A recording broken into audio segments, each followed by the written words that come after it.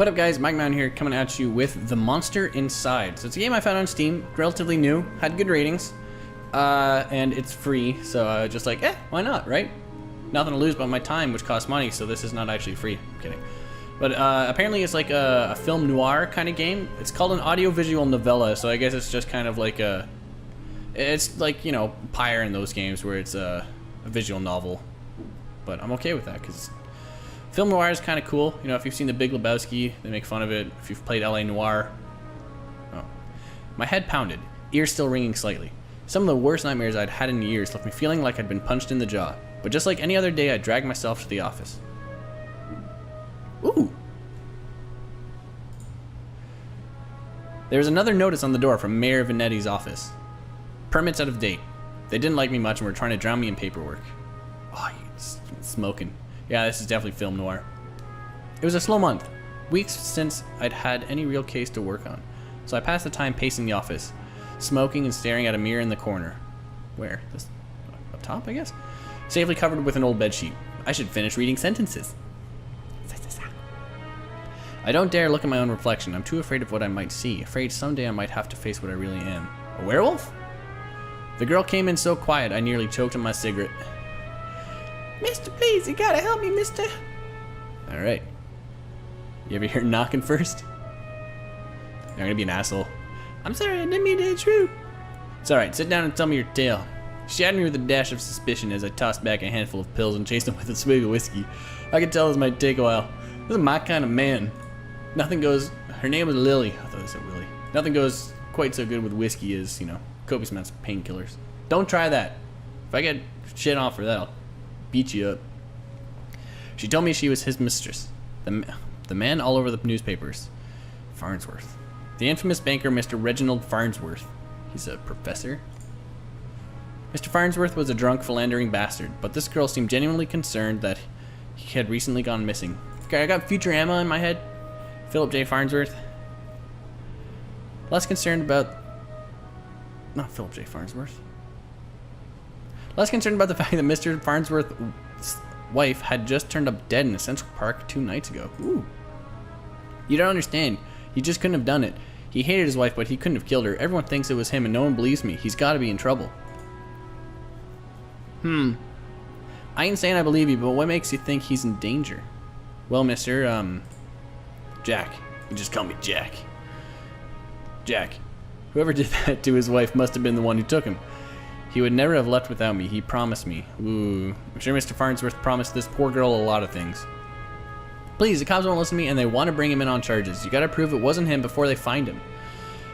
Honestly, I doubt they are in too much of a hurry. Farnsworth had practically the entire police force in his deep pockets, probably why they hadn't found much yet. If they found him and brought him in, it would be due to public pressure. Sometimes a mob with pitchforks is more dangerous than one man with money. You've got my curiosity, but you might not like what I find, which is my attention. Oh, thank you, Mr. Jack. Thank you, but please be careful. I don't think this was just any murderer or kidnapper. I think it was a werewolf, a beast. Oh, I'm a beast. That's probably what he's afraid of looking at. Beast. The word struck me funny, like when you jar your elbow on a hard corner. Not a word many use these days, except in hushed whispers and bedtime stories for children. Oh, they were real enough, all right. They just got better at hiding, controlling their unseemly urges, but I hadn't seen any monsters in nearly 15 years, back when I was still a cop myself. Well, that's definitely an interesting theory. I just have a feeling about it. Something tells me you can get to the bottom of it. You're good at this sort of thing. Sure, can't you see how busy I am with cases? Ha ha ha. I replied a little too harshly. Sarcasm wasn't my strong suit. I reassured her some more and sent her on my way. I didn't want to scare her, but I warned her before she left to keep her doors locked and call me if she saw anything suspicious. I didn't know if she was in any danger herself, but better safe than sorry. Oh, I don't actually click on anything in there? Oh. That night I made my way down to Central Park. It was a long shot, but maybe there was something there the cops had missed. Next chapter. Oh! Okay, I guess it's kind of like, you know, short vignettes. The scene was already picked clean by the cops days ago, but I've got a knack for finding the things others overlook. Do I get to click on things now? Or am I just looking? A knack. More of a symptom of a condition. Other less useful symptoms I kept in check, but for the time being, my keen sense of smell would come in handy. He's either a vampire or a werewolf, I know it, or a dog. Maybe he's a dog. It was faint, but I could smell it before I even approached the police line. The scent was less of a thing and more of an emotion. Seduction. Was it perfume? A strangely familiar smell. I expected the scent of trepidation or maybe even outright fear, but Mrs. Farnsworth seemed to have been at the height of pleasure when she left this world. Ooh. Brought new meaning to a crime of passion. Pushing the thought from my mind, it was time to get down to business. Investigate the scene. Alright, what are you? Muddy footprints everywhere. Difficult to pick out anything from the prints the cops left behind in their haste. But cops don't wear $2,000 pairs of carquinos. Only I do. It looked like Mr. Farnsworth was there that night and walked away on his own 2 feet. Investigate the scene some more. Okay, I guess the obvious ones. A burn mark on a nearby tree caught my eye. I ran my finger along its length and felt it chill down my spine. What? This wasn't just any burn mark. This was the mark of an ancient magic?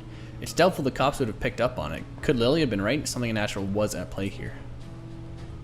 But I was no stranger to the strange. Man likes some strange. Whoa! After looking around for a while longer, I realized the park had given up all it was hiding from me. So I trudged back to my apartment and my head hit my pillow like it owed me money. Haha. I like it. In fact, I'm just hammered through these chapters. The next morning I was reeling from another bout of ghoulish nightmares, but I tried to hide my discomfort when I saw Lily was already sitting outside my office. She waited wordlessly as I unlocked the door and ripped down another notice from the mayor's office. I motioned for her to step inside. Seemingly afraid of what I might say, she finally worked up the courage to ask. So, what did you find? Not sure about beasts, but something unnatural is at play. Unnatural? How do you mean? A spell's mark, rarely seen these days, but unmistakable. What does that mean? What about Reggie? Who's Reggie? Oh, Farnsworth, I guess. Do you know where he might be? Found his footprint. Seems like he got out safely. I'll go with this nicer option. My tone was indifferent towards her as I turned and grabbed a bottle from my desk drawer. The dryness in my throat made it difficult to swallow my meds. But you don't know where he went? Do you think the news this morning was related? What news? Haven't you heard? Nope, rough night followed by a rough morning. They found the police chief's wife dead down by the docks. They say it happened last night. Let me guess. Chief Amato is missing too. My face might have betrayed a hint of satisfaction as she confirmed my suspicions, but it faded quickly. Amato was a shit cop and a bigger shit of a chief. He was half the reason I left the force, but now his wife was dead and I had more questions than I did the day before. The gears in my head started to spin, which wasn't helped by the splitting pain at my temples. I told Lily I needed time to work, and she left slightly dejected, wanting more answers than I could provide. That night, after the cops had cleared out of the docks, I would slip down and see what I could uncover concerning Mrs. Amato's untimely demise. Wow. Fucking chapters. The cold air smelled strongly of salt and oil and murder. Could it be? Murder. Oh. That smell again, like someone had bottled pure arousal and used it as perfume. It hit me like a long-forgotten memory, but the sensual fumes soon gave way to a rush of adrenaline. I knew exactly what the scent reminded me of, and that scared me more than not knowing. I looked down at my hands, shaking, the nightmares, the headaches. Was it me? No, I was better now, reformed. I had to focus, no jumping to conclusions, follow the evidence. Investigate the scene. Red Phoenix cigarettes.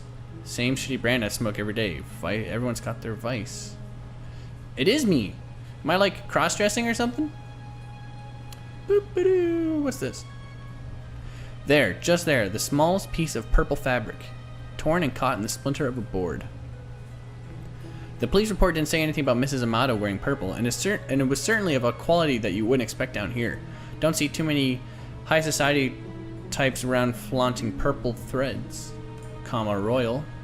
I pulled out my own pack of reds and lit up. I could already feel another headache coming on, but looking out over the waves seemed to help me forget. The cold helped me push down the uncomfortable thoughts that had been bumbling to the top of my brain. It's me! I'm the killer! I honestly don't remember the walk back to the office. Apparently I had spent the night in my easy chair. The air from the docks lingered on my clothes. It was still dark out. No, I checked the clock. How long had I been out? Had I really slept through the entire next day? A newspaper was sitting under the door. As I stood to fetch it, I nearly fell over. A wave of nausea hit me like a ton of bricks. I steadied myself and regained my composure. Before I even picked up the paper, I could already read the headline. Breaking. Mayor missing, wife found dead. 2 cases is a coincidence, 3 is a pattern. The cops would come asking questions soon. They knew I had a history of antagonizing all the victims. Maybe it's my ex-wife. I stumbled to my desk and slammed back 3 days worth of inhibitor pills. I couldn't take any chances. I had to investigate the scene to be sure. So it is me. I threw on my jacket and went to the door. Lily caught me off guard on the other side. Jack, where are you off to? I've been trying to reach you all day. I bet you Lily's a split personality. I'm sorry, Lily, but I don't have time to talk. No, I've just been busy. I'm off to Mrs. Vanetti's crime scene. Okay, but we need to talk when you get back. Stay safe. She gave me a soft kiss on the cheek as I rushed off. Part of me wanted to stay and tell her it would be okay, but it would be a lie. Why is she giving him a kiss? She'd known him for 3 days now and as many murders. Ooh, it's all tense. The alley was located just behind the high-rise apartments where Mayor Vanetti and his wife lived. I could tell the police were spooked now. The crime scene was even sloppier than the last. They hadn't even bothered to submit the trash into evidence. Okay, clearly. Why wouldn't they at least look through the dumpster? It seemed untouched. No one wants to do the dirty work. But I know how to find the good stuff. It really doesn't take long if you know what to look for. Lightweight bags usually mean someone was dumping documents. If you were lucky, they didn't bother to shred them. Jackpot, shell companies, shady stock trades, and bribes. I knew Mayor Vanetti was crooked, but this was unbelievable. And there are more. Letters between Mayor Vanetti and Chief Amato, talking about me. How they were trying to get me shut down. They didn't like me snooping around crime scenes all the time. Well, they weren't here to stop me snooping around this one. The car. Vanetti's car. If he's still alive, why wouldn't he have left in his car? It didn't make any sense. I honestly wasn't too motivated to find him, but the stakes were too high, and my bet was edging towards the unthinkable.